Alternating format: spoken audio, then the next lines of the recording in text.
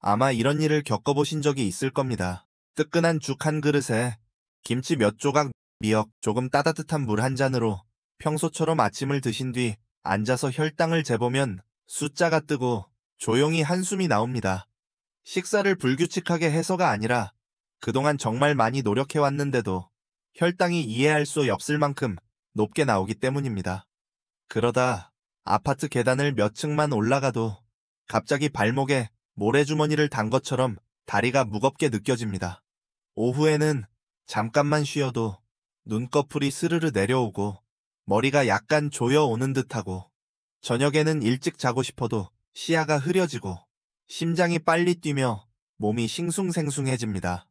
이런 느낌이 조용히 그러나 꾸준히 찾아오니 스스로에게 묻게 됩니다. 내가 뭘 잘못한 걸까? 하지만 잘못하신 것이 아닙니다. 한국에서는 긴 기간의 낮은 일조량, 엄격한 식이 습관, 오랜 약 복용, 그리고 나이 들수록 약해지는 소화 기능 때문에 몸이 중요한 영양소들을 쉽게 결핍하기 쉽습니다.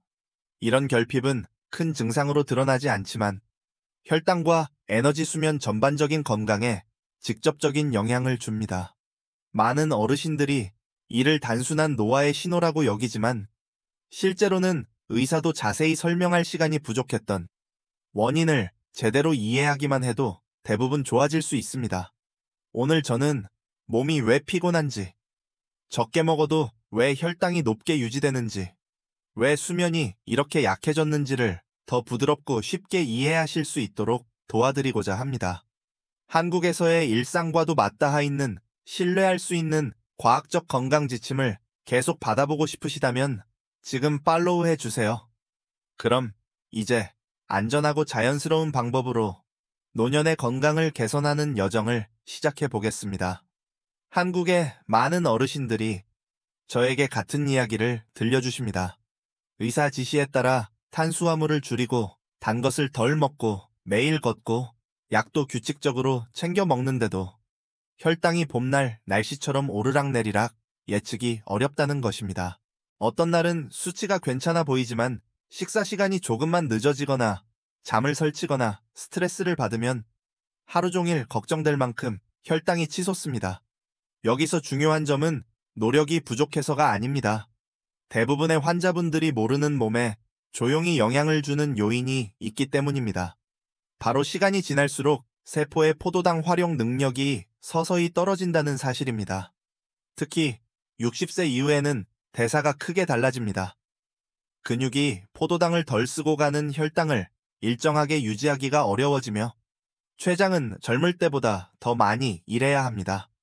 또 다른 흔한 이유는 기후와 생활 습관입니다.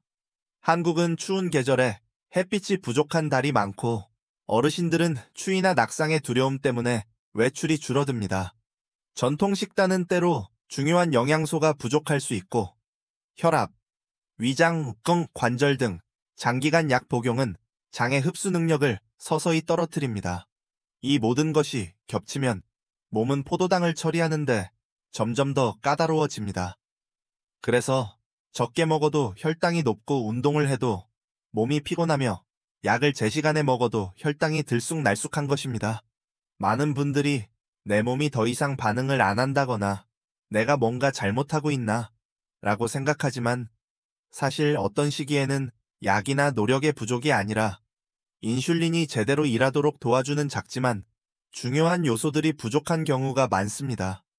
열쇠는 있는데 경첩의 윤활유가 말라버린 문처럼 아무리 열려고 해도 뻑뻑한 것과 같습니다.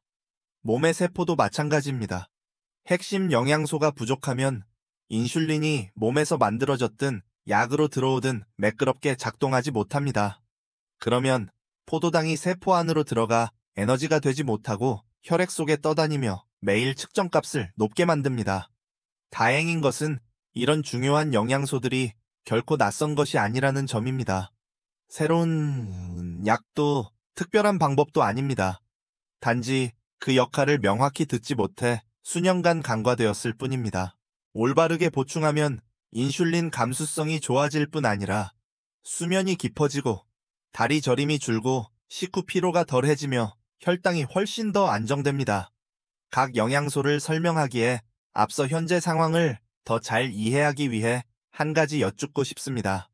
최근에 더 자주 겪는 문제는 무엇인가요? 식후, 혈당 상승, 수면 곤란, 아니면 아침 식후, 피로감인가요? 댓글로 알려주시면 모두 읽고 많은 분들의 필요에 맞게 내용을 조정하겠습니다.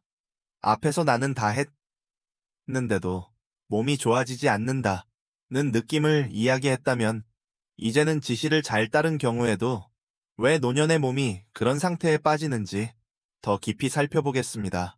한국의 많은 어르신들이 이러한 설명을 충분히 듣지 못해 스스로 탓하기 쉽지만 실제로는 몸이 정상적으로 작동하기 위한 조건이 부족할 뿐입니다. 나이가 들수록 내분비계와 근골격계는 자연스럽게 변합니다. 근육량이 줄어들어 몸의 포도당 저장 탱크도 작아집니다. 간은 스트레스와 호르몬에 민감해져 잠을 못 자거나 스트레스를 받으면 포도당을 쉽게 방출합니다. 그러나 가장 중요한 지점은 세포입니다.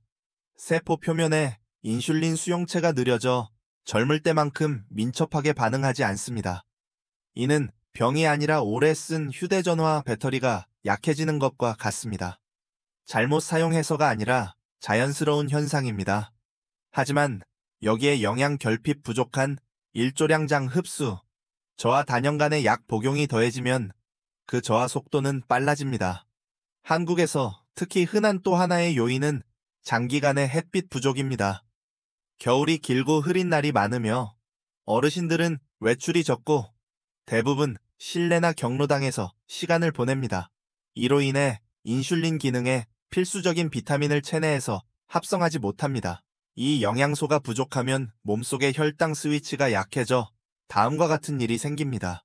인슐린이 세포의 문을 열기 어려움, 식후, 혈당 상승 아침이나 점심 식사 후, 졸림 휴식, 시 손발 저림, 얕은 수면과 빈번한 각성. 많은 분들이 이를 노화의 신호로 여기지만 사실 대부분은 기초 미량 영양소의 결핍과 관련이 있습니다.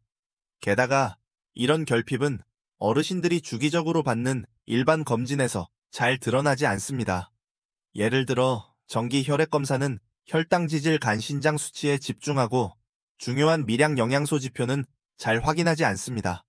오해를 나누는 또 다른 이유는 만성질환 약물, 특히 위장약, 혈압약, 콜레스테롤, 약, 당뇨약, 이 영양소의 흡수나 배출에 영향을 줄 수 있다는 점입니다. 약이 해롭다는 뜻이 아니라 노년의 몸은 더 민감해 기초 구성 요소가 알아차리기 어렵게 소모되기 쉽다는 뜻입니다. 그래서 적게 먹고 꾸준히 운동해도 혈당이 높고 일찍 자도 아침에 피곤한 것입니다. 당신의 잘못이 아닙니다. 몸이 정상적으로 작동하려면 더 많은 조건이 필요하다고 말하고 있는 것입니다. 다음 부분에서는 한국의 어르신들에게 흔한 결핍 영양소가 무엇인지, 그리고 올바르게 보충하면 왜 몇 주 만에 잠이 좋아지고 다리 저림과 식후 피로가 줄며 혈당이 더 안정되는지 명확히 설명드리겠습니다. 어떤 영양소부터 설명해 드릴까요?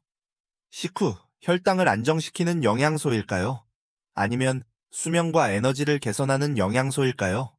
많은 분들이 더 궁금해하는 것부터 시작하겠습니다. 앞서 세포의 문을 열기 어려워졌다 라고 설명드렸듯이 첫 번째로 꼭 이해하셨으면 하는 영양소는 비타민 D3입니다.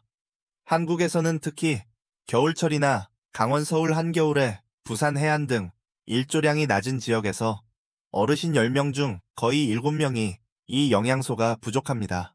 많은 환자분들이 DC가 뼈만 강하게 하는 줄 알았는데 인슐린이 어떻게 작동하는지에도 직접적인 역할을 한다는 사실에 놀라십니다. 우리 몸의 세포 표면에는 작은 스위치가 있어 인슐린의 신호를 받아 포도당의 문을 엽니다. 이 스위치가 약하면 인슐린이 아무리 많아도 문이 열리지 않습니다. 비타민 D3는 이 스위치가 더 민감하고 잘 반응하도록 하는 전원과 같습니다. 부족하면 아주 엄격히 식단을 관리해도 고혈당이 지속되기 쉽습니다. 게다가 DEC 결핍은 식후 피로, 오후 무기력, 어깨, 목 결림, 단잠을 못 자는 문제, 손발 저림, G 스트램프를 유발합니다. 이런 증상들은 흔히 나이타드로 돌리지만 상당수가 장기간의 DEC 결핍에서 비롯됩니다. 남유럽이나 미국 플로리다에 사는 사람들과 달리 한국의 어르신들은 햇빛을 받을 기회가 많지 않습니다. 겨울 옷차림은 두껍고 야외 활동 시간은 제한적이며 자외선 차단제를 꼼꼼히 바르면 피부에서 DSM 합성이 억제됩니다. 그래서 식사를 충분히 하더라도 심한 결핍이 지속되기 쉽습니다. 충분히 보충하면 많은 어르신들이 다음과 같이 보고하십니다. 수면이 깊어짐, 근육통 감소, 아침 혈당 감소, 야간 다리 저림, 감소, 한낮의 컨디션이 편안해짐. 다만 DEA 보충은 신중해야 합니다. 노년층은 신장 질환이 있거나 이뇨제를 복용하는 경우가 많기 때문입니다. 그래서 저는 항상 충분한 적정 용량만 사용하고 몇 주간 경과를 보며 조절이 쉬운 순수 DEC 형태를 우선하라고 강조합니다. 다음으로 잘 언급되지는 않지만 혈당 안정성과 혈관 건강에 큰 영향을 주는 영양소 천연 혼합 비타민 E에 대해 말씀드리겠습니다. 많은 한국인들이 보충해보기 전까지 본인이 부족하다는 사실을 모릅니다. 비타민 D3가 세포 스위치를 켠다면 비타민 E는 그 스위치가 산화 스트레스로 손상되지 않도록 지켜줍니다. 저는 환자분들께 이렇게 설명합니다. 높은 혈당은 혈관과 단백질의 끈적한 사탕 코팅, 이 씌워지는 당화 현상과 같고 이 상태가 지속되면 세포가 강한 산화에 시달려 인슐린이 일하기 어려워지고 전신 피로가 커진다고요. 천연 혼합 비타민 E 혼합 토코페롤 및 토코트리에놀은 이 산화 과정을 진정시키는 데 도움을 줍니다. 합성 비타민 E가 한 가지 형태만 포함하는 것과 달리 천연 비타민 E는 여러 형태가 있어 각자 다른 역할을 수행합니다. 이들이 팀처럼 작동해 인슐린 신호 전달을 돕고 혈관 손상을 줄입니다. 한국 전통 식단은 비타민 E가 그리 풍부하지 않은 편입니다. 호두 호박씨, 참기름이 있긴 하지만 당뇨 환자에서 높아진 산화 스트레스를 상쇄하기엔 총량이 충분치 않은 경우가 많습니다. 게다가 지질을 걱정해 기름 섭취를 줄이면 자연스레 이 결핍이 심해집니다.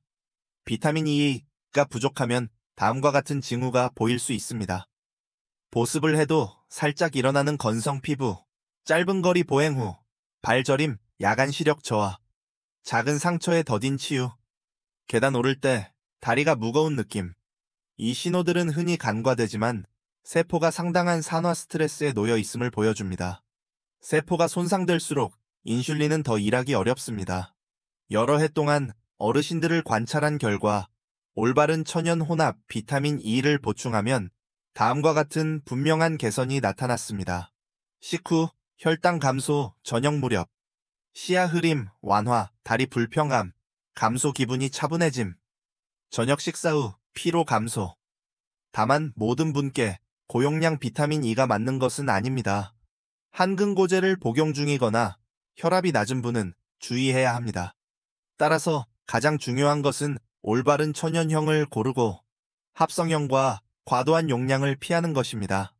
다음으로 한국 어르신들에게 가장 많이 부족하면서도 오해가 잦은 영양소 마그네슘으로 넘어가겠습니다.